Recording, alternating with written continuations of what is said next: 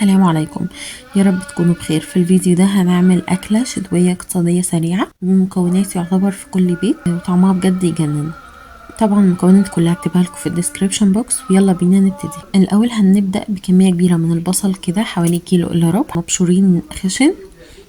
هنحط عليهم الزيت ما نحاولش ان احنا نقلل فيه، المفروض الزيت يبقى باين في البصل، مش ان البصل يبقى ناشف كده، لا، لازم كمية الزيت تبقى باينة في البصل. نقلب فيهم كده وهنسيبهم على النار، وهنرش طبعا ملح عليه، وبعد كده هنسيبه بقى على النار كده لغاية ما يوصل يبقى لونه ذهبي فاتح، ونحضر بقية المكونات. انا عندي هنا طماطم، حوالي 5 طماطميات كبار، ومعاهم قرن فلفل، ممكن يعني ممكن احمر، ممكن عادي اخضر، حراق او رومي على حسب ذوقكم.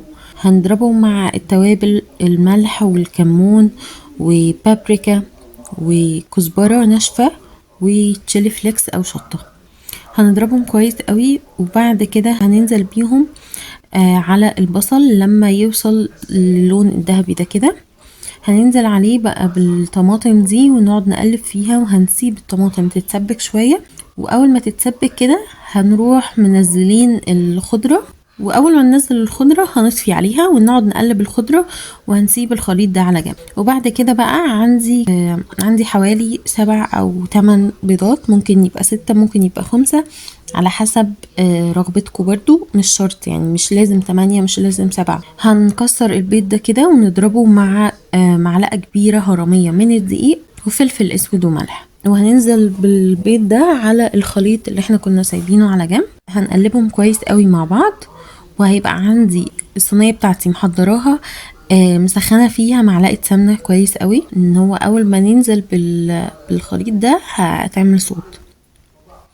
وبعد كده هننزل بقى بالخليط ده في الصينية دي، وندخلها الفرن على درجة حرارة 200. هي مش هتاخد وقت كبير لان هي يعتبر كلهم شبه مستويين بس، وهتخرج بقى هتبقى بالشكل الجميل ده. والف هنا بقى مع عيش، هتدفي قوي في الشتا دي. جربوها وقولوا لي رأيكم، واشوفك على خير الفيديو الجاي.